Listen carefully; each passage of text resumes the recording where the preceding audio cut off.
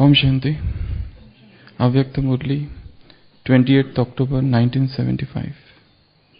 प्रश्न है, बाप द्वारा प्राप्त हुई शक्तियों को प्रैक्टिकल जीवन में शक्तिपन की निशानी क्या दिखाई देगी? प्रश्न है, बाप द्वारा प्राप्त हुई शक्तियों को प्रैक्टिकल जीवन में शक्तिपन की निशानी क्या दिखाई देगी? प्रश्न समझ में आएगा? बाप से जो शक्तियां प्राप्त हुई है वो प्रैक्टिकल जीवन में उसकी क्या निशानी दिखाई देगी? जिसके पास शक्तियां है वो कैसी, उसकी चलन या उसके व्यवहार से कैसे दिखाई देगा? वो निर्भय होगा। और अल्दर भाई, जिसके पास शक्तियां है वो कैसा होगा? वो अचल और अडोल होगा। जिसके पास शक्तियां है वो कैसा होगा? वो बलवान। शक्तियां है इसलिए बलवान। और स्थैर्यम होगा और नशा रहेगा, शक्ति का नशा, शक्ति का नशा, एवर रेडी रहेगा और निश्चिंत रहेगा क्योंकि शक्ति है उसके पास है, और खुशी रहेगी और हर बात में सफल होगा, और धैर्यता होगी, धीरज, और जो शक्तिशाली है वो क्या होगा? हर कार्य उमंग उत्साह से करेगा और किसी के अधीन नहीं होगा। अधीनता समाप्त हो जाएगी। दूसरों को मदद करेगा किस बात में? शक्तिशाली बनने में। और हर कार्य में सफल होगा, यथार्थ निर्णय करेगा और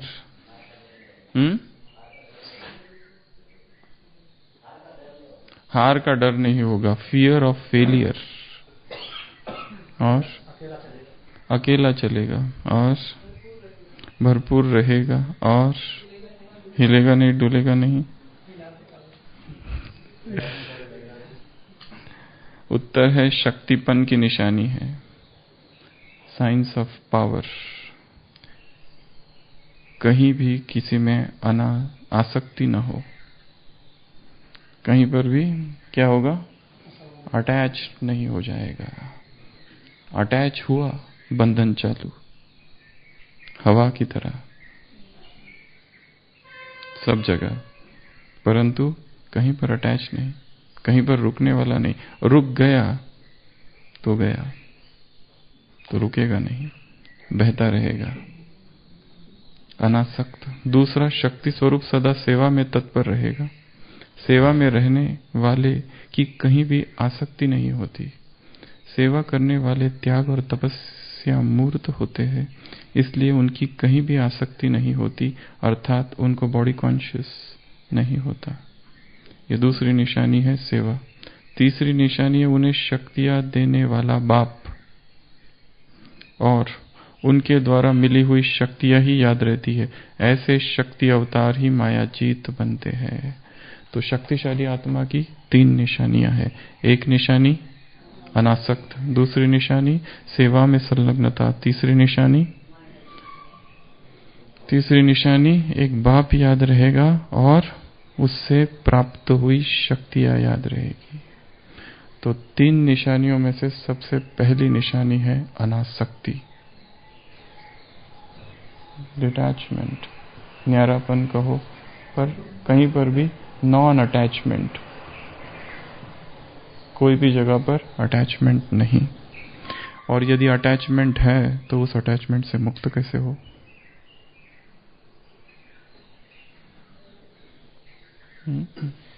अटैचमेंट से मुक्ति का मार्ग क्या है? काम, क्रोध, लोभ, मोह, अहंकार, पंज चोर कहा गया है इन्हें। ये इस तरह का 5 विकार, पंज चोर, ये वर्णन सिख धर्म में आता है। सारी मुरलियों में बहुत सारी चीजें जो आई है, सिख लिटरेचर उसमें है। वेदों में भी इसका वर्णन है, पर इस तरह से नहीं है, काम, क्रोध, लोभ, मोह, परंतु ग्रंथ साहिब में कई बार ये रिपीट हुआ है। काम, क्रोध, लोभ, मोह, अहंकार, काम, क्रोध, लोभ, मोह, अहंकार, चढ़दी कला, ऐसे जो सारे शब्द है वो सिख लिटरेचर से आए हुए हैं। वेदों में भी काम, क्रोध, लोभ, फिर मद, मत्सर, इस तरह के शब्दों का वर्णन बीच में आता है। इवन ग्रंथ साहिब में भी कई जगह पर लास्ट दो है उनको रिप्लेस किया गया है कुछ और शब्दों से, मद या मत्सर से या गुमान से। अहंकार की जगह गुमान शब्द आया है। सेवा, ये जो शब्द मुरलियों में आता है ये भी सिख लिटरेचर से आया है। 5 विकार, पंजचोर, 5 थीव्स, ये कॉन्सेप्ट जैन धर्म में भी है, बौद्ध धर्म में भी है, परंतु सीधा इस क्रम से काम, क्रोध, लोभ, मोह, अहंकार, ये जो आया है ये सीधा सिख लिटरेचर से आया है और बहुत सारी बातें वहीं से आई हुई है। ये सेवा जो शब्द है वो भी वहीं से आया हुआ है कि सेवा करो, क्या कहते हैं, लंगर, तो ये सारा उधर से लिए हुए शब्द है। इसलिए जो साउथ के लोग हैं या फिर दूसरे जगह के हैं उनके लिए मुरलियों के शब्द एकदम अजीब से है। जो धार्मिक लोग हैं उनके लिए भी नए शब्द है, क्योंकि जिनको को सिख लिटरेचर पता नहीं, जिनको पता है उनके लिए बहुत आसान है सब, पर जिनको बिल्कुल पता नहीं है उनके लिए मुरली के बहुत सारे शब्द अलग अलग है। तो यहाँ पे हम बात कर रहे हैं पहली जो चीज है वो है अनासक्ति। तो अनासक्त कैसे हो, उसकी विधि क्या है आशीष भाई?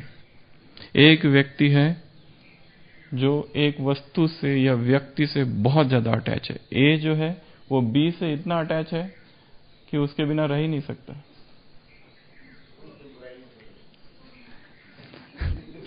ए जो है वो बी से इतना ज्यादा अटैच है कि उसको बी सबसे बहुत ही अच्छा लगता है, बी के बिना रह ही नहीं सकता। आ को बा से इतना ज्यादा प्यार है कि बस बा बा बा बा करते रहता है। बाबा मतलब वो वाला बाबा नहीं वो वाला बा। सो आ को बा से इतना ज्यादा प्यार है कि जब देखो तब बा बा बा बा करते रहता है।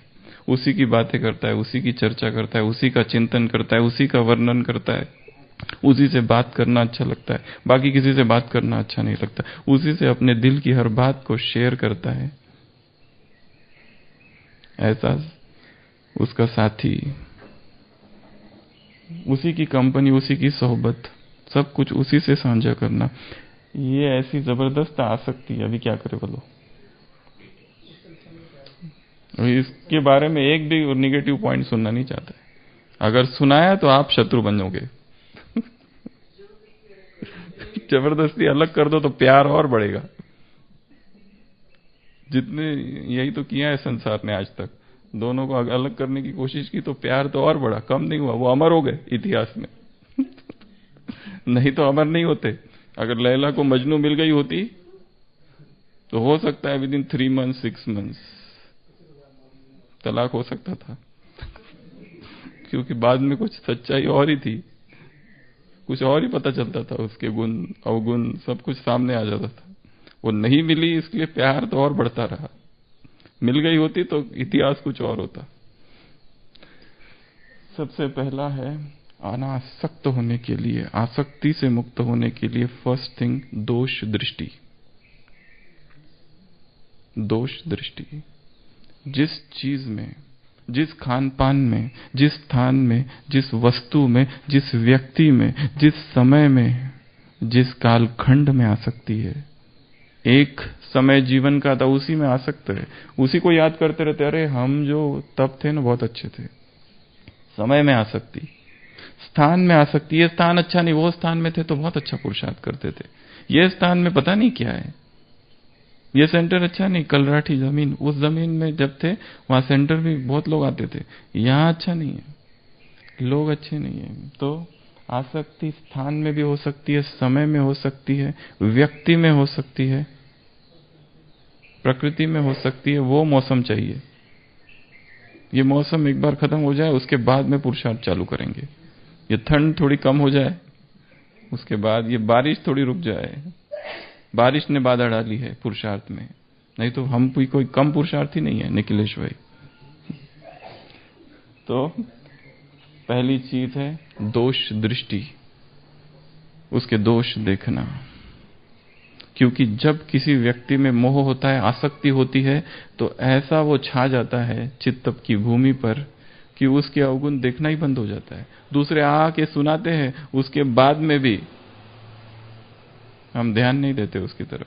हमको वो अच्छा ही दिखता है, सारी दुनिया उसमें समा जाती है। अभी और भी स्टेप्स है, और भी स्टेप्स है।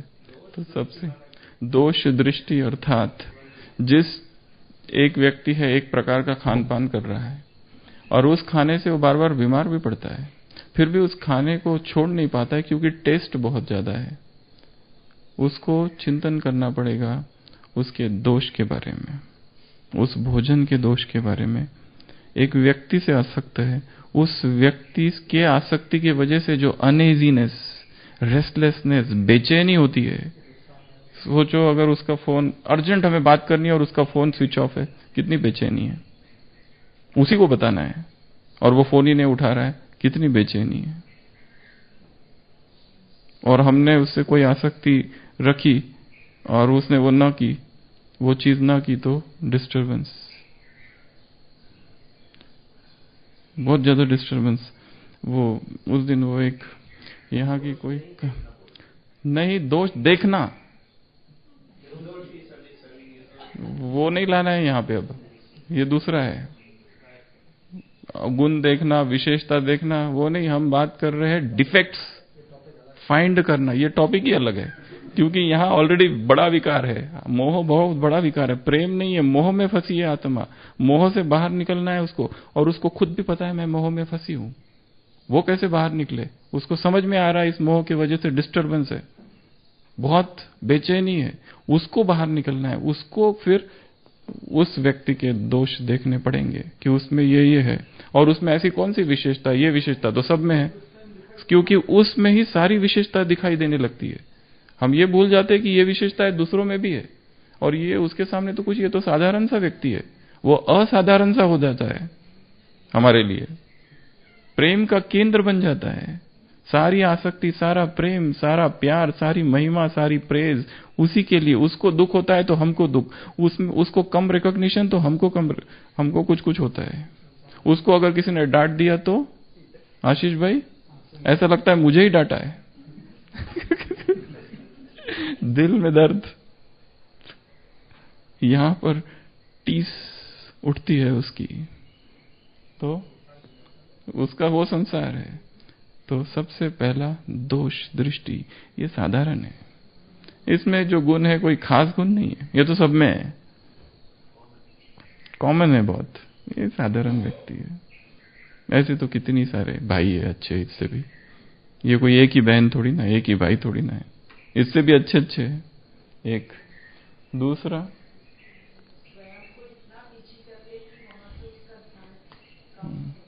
वो तो बिजी तो है, पर बिजी रहते रहते याद उसी की रहती है।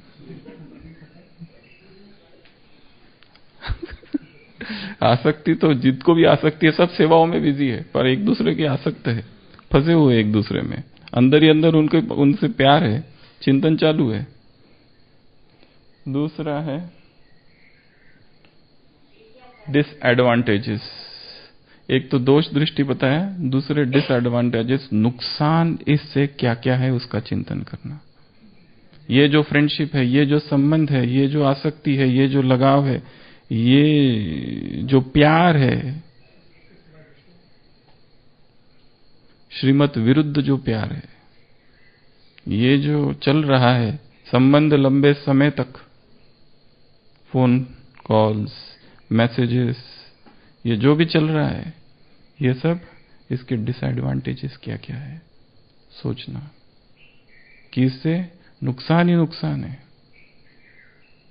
पारस्परिक बंधन है, हम उसमें फंसे हैं, वो हम में फंसा है, हम उसको अपने में फंसा रहे हैं, वो हमको अपने में फंसा रहा है।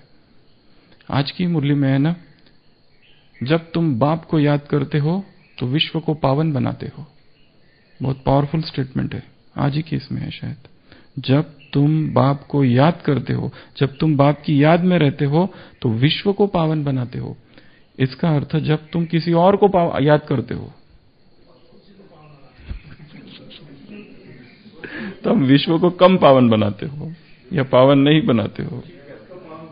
दूषित कर रहे हो एक रीति से।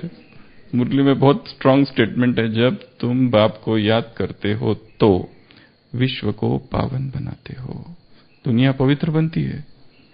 कैसे सोचना है इसके विषय में, मैकेनिज्म क्या है, किस तरह से होगा ये काम। तो दूसरा है पहला नेगेटिव, पहला तो दोष दृष्टि, दूसरा डिसएडवांटेजेस, नुकसान क्या हुआ इस संबंध की वजह से। अगर ये नुकसान जो 5 वर्ष से चल रहा है, 3 वर्ष से चल रहा है, 10 वर्ष से चल रहा है, अगर ये ना होता और इसमें ये जो डिस्टर्बेंस हुआ अप डाउन ये ना होता, तो मेरा पुरुषार्थ कहां होता आज, शायद बहुत आगे होता, सब वेस्ट। हाँ, फिर उसके बाद में तीसरा उसकी व्यर्थता के बारे में सोचना, उसकी व्यर्थता के बारे में, ये व्यर्थ है, जिसको मैंने समर्थ समझ रखा है ये व्यर्थ है, इसमें कुछ भी नहीं है, इसमें झूठ है। फर्स्ट में हम दोष दृष्टि देख रहे हैं, उसके अवगुण, व्यक्ति के, वस्तु के, स्थान के, या जो भी चीज है। यहां पे हम उसकी व्यर्थता का चिंतन कर रहे हैं। इट्स वेस्ट, इट्स व्यर्थ। एक है समर्थ, एक है व्यर्थ। इस जैसे उसकी फ्यूटिलिटी, उसकी व्यर्थता का पता चलता है, हम चीजों को छोड़ देते हैं। मेरे कुछ काम की नहीं है ये जो चल रहा है संबंध, ये व्यक्ति, ये प्रेम जिसको हम प्रेम कह रहे है नहीं, प्रेम मोह है, पर संज्ञा प्रेम की दे रखी है या सेवा की दे रखी है, और उसी को चला रहे लंबे समय से, तो व्यर्थ। अगला उसको मूढ़ता समझना, फुलिशनेस समझना, बेवकूफी समझना। मेरे जीवन की सबसे बड़ी बेवकूफी या क्या क्या है बुद्धू बुद्धि, कल बोला ना बुद्धू बुद्धि, तो बेवकूफी है ये। This is utter foolishness of my life. बचकाना है, चाइल्डिश है। आज बोला ईश्वरीय बचपन को भुला ना देना, बट ये जो हरकतें हैं सारी चाइल्डिश है, बचकानी हरकतें हैं। ये आसक्ति बचकानी है। It is childish, it is stupidity. महामूर्ख की कैटेगरी में हम जा रहे हैं ये करके। ये सारा सोचना है। तो बचकाना, व्यर्थ, दोष दृष्टि, निगेटिव थिंकिंग। निगेटिव थिंकिंग के फायदे, टॉपिक अच्छा है इतना आसान नहीं है। जिसकी आसक्ति है वो थोड़ा सा नेगेटिव थिंकिंग करता है, फिर से पॉजिटिव हो जाता है, फिर से पॉजिटिविटी का फ्लड आ जाता है और वो नेगेटिव खो जाता है, फिर से आसक्ति हो जाती है। उसे पता है इसके प्रति मुझे थोड़ा दूर जाना है, इससे डिटैच। झगड़ा करते हैं, पर झगड़ा करने के बाद प्रेम और बढ़ जाता है, फिर सॉरी की लेन देन चालू हो जाती है। वो उधर से सॉरी है, इधर से सॉरी, वो उधर से सॉरी है, इधर से सॉरी। फिर प्रेम जो पहले हल्का फुल्का था और प्रगाढ़ हो जाता है। मैच्योर्ड लव, जिसमें ये ups and downs will make their love more mature. पहले तो हल्का था, पर झगड़े बिगड़े होने के बाद प्रेम और बढ़ जाता है। इसके लिए नो रिस्पॉन्स ये पॉलिसी है। ना तो ये बताओ कि आई एम हर्ट, और ना ही सामने वाले ने बताया आई एम हर्ट, तो इट्स ओके। ये ओके कहना भी उसका मोह बढ़ाएगा। नो रिस्पॉन्स, क्योंकि मोह के पास, मोह की लकीरें, जंजीरें कब जकड़ ले वो व्यक्ति को तब पता चल जाता है जब पाश में होता है, फंस जाता है पूरा। उसके बाद ही वो कोशिश करता है अब छूटू, और जितना छूटने का कोशिश करता है उतना और फंसता है। तो नेगेटिव थिंकिंग, दोष दृष्टि, व्यर्थ समझना, निराश हो जाना उससे, ये भी एक मेथड है। Get disappointed with that relationship. इस रिलेशनशिप में कोई संतुष्टि नहीं है। निराशा का आह्वान करना। हम वो लोग हैं जो ऑप्टिमिज्म सिखाते हैं दुनिया को ये सब करना पड़ेगा, होगा, एकांत में बैठकर करना पड़ेगा। जो उसमें फंसा हुआ है उसको अगर निकलना है उस मोह से, तो उसको सब करना पड़ेगा। उसको लिखना पड़ेगा अवगुणों की लिस्ट, उसको दोष दृष्टि करनी पड़ेगी, उसको साधारण समझना पड़ेगा। बेवकूफी है दिस इज फुलिशनेस, मूढ़ता है जीवन की, ये सोचना पड़ेगा। और ये भी सोचना है वेस्ट क्या क्या हुआ, टाइम, एनर्जी, मनी, थॉट। सबसे महत्वपूर्ण है थॉट वेस्ट हुआ, कितने थॉट वेस्ट चले गए। अगर वो सारे थॉट ज्ञान के चिंतन में लगाए होते तो आज स्थिति बहुत ऊपर होती। टाइम गया बातें करने में, मैसेजेस करने में, अगर वो सारा टाइम इधर लगाया होता तो स्थिति ऊपर होती। तो wastage of time, wastage of money, wastage of energy, wastage of thought, wastage of emotions. Emotions कमजोर हो गए, वो इमोशंस बहुत स्ट्रांग हो सकते थे। परिपक्व अवस्था, परसों मुरली में था ना प्रश्न, क्या विधि है? प्रश्न था परिपक्व अवस्था बनाने के लिए क्या करो, 3 चीजें चाहिए।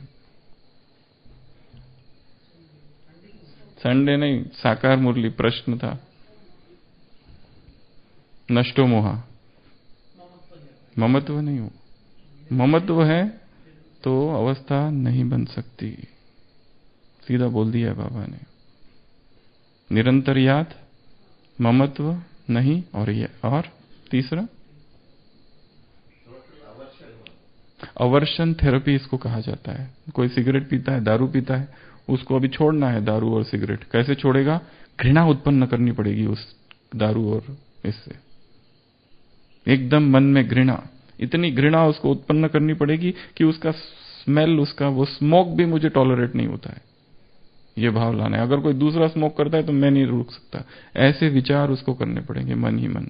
अंदर से इच्छा हो रही है लू लू लू पीऊ, परंतु विधि है अवर्शन थेरेपी। अवर्स हो जाए, हेट्रेट, नफरत उत्पन्न हो जाए, घृणा उत्पन्न हो जाए उसके लिए, उस विकार के लिए घृणा उत्पन्न हो जाए। विष है, काम के लिए घृणा विष है, वो पॉइजन है।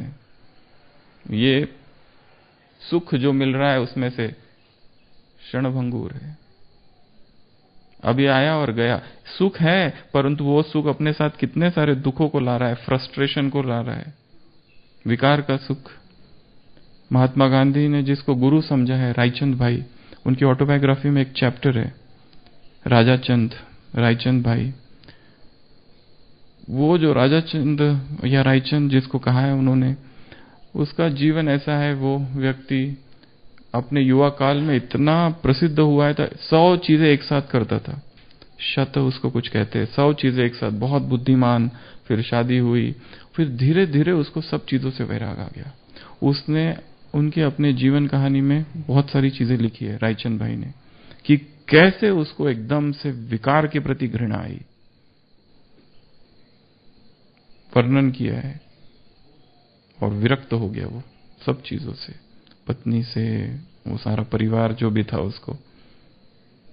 When you understand the futility, उसकी व्यर्थता, उसका बचकानापन, उसकी मूर्खता, मूढ़ता, बेवकूफी, उसके नुकसान, ये सब जब व्यक्ति सोचता है, चिंतन करता है, चाहे वो धन हो, धन की आसक्ति हो, और धन में का जो भंवर है जिसमें व्यक्ति फंसता है, उन सब से विरक्त जब तक नहीं होता तब तक उस चक्कर से बाहर नहीं आता है।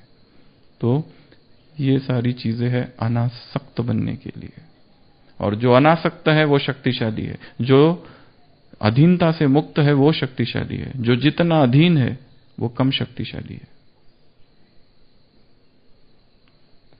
नेक्स्ट क्या बताया? पहला था अनासक्ति, डिटैच्ड। अनासक्ति को डिटैचमेंट, न्यारापन को कहते हैं। अनासक्ति अर्थात नॉन अटैचमेंट, डिसइंटरेस्ट वैराग को कहते हैं हम लोग, अपनी बाबा की जो भाषा है।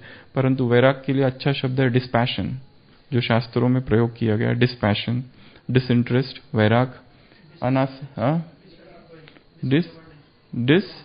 एडवांटेजेस चिंतन करना, ये सारी विधि है अनासक्त होने की। हमारी पहले तो ये चेकिंग करनी है, मेरी किसमें आसक्ति है, व्यक्ति है, वस्तु है, कोई चीज है, वो चीज कल नहीं रहेगी तो मैं दुखी होगा। ये चीज अगर मुझे चाहिए, अच्छी लगती है, दिखने में अच्छी है, ये जब आंखें जब तक नहीं देखती तब तक चैन नहीं मिलती। तो ये चीज कितनी व्यर्थ है और कितनी साधारण है, इसमें कोई विशेषता नहीं है। मैं व्यर्थ ही उसको विशेष बना के रखा हूं, सारे गुण उसमें दिखाई दे रहे, इसमें भी कोई गुण है?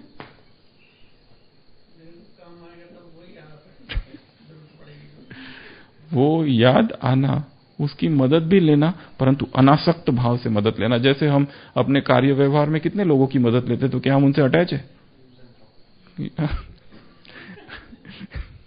हम अटैच नहीं है, मदद ले रहे हैं पर अटैच नहीं है। आप कितने लोग हमसे मिलते हैं, ओम शांति करते हैं और चले जाते हैं, तो हमारे अच्छे संबंध है उनसे। पर सोचो, जो हमसे, उससे हम ज्यादा कांटेक्ट बढ़ाए, फैमिलियरिटी हो जाए, फिर एक्सपेक्टेशंस आएगी, फिर दुख आएगा। इससे तो पहला जो संबंध था वही अच्छा था, अभी ज्यादा बढ़ गया तो ज्यादा दुख है। न्यारापन लगभग सेम है। न्यारापन डिटैचमेंट, अनासक्ति is non attachment, focus is more on अनासक्ति। न्यारापन पॉजिटिव शब्द है। अनासक्ति में जैसे अलोभ, अकाम, अचौर्य, इसमें अ जोड़ा, अब्रह्मचर्य विकार के लिए, मतलब अ जोड़ा, तो दिस इज निगेटिव वर्ड कि जिसमें फोकस इज मोर ऑन आसक्ति, कि आसक्ति से मुक्त हो जाओ क्योंकि दुख देगी। तो आसक्ति दूसरा बताया, ये नहीं, इधर शक्ति की निशानियां, शक्ति की निशानियां, पहला अनासक्ति, दूसरा सेवा, सेवा में बिजी रहना है। सेवा में जितना जो बिजी है उतना व्यर्थ से मुक्त है। सेवा छोड़ के बैठा हुआ है यह सोच के कि मैं ज्ञान योग करूंगा, वो ज्ञान योग रह जाएगा, बाजू में कुछ और आ जाएगा जिसको कभी सोचा ही नहीं था। बिल्ली रखी और गृहस्थी चालू हो गई पूरी। लास्ट तीसरा, बाप को याद करना और शक्तियों को याद करना कि मेरे पास ये शक्तियां हैं। मनुष्य अपनी शक्तियों को भूला हुआ है। शक्ति को याद करना तो शक्ति इमर्ज होगी। मैं हूं शक्तिशाली तो शक्ति आएगी, नहीं तो कमजोर। ओम शांति।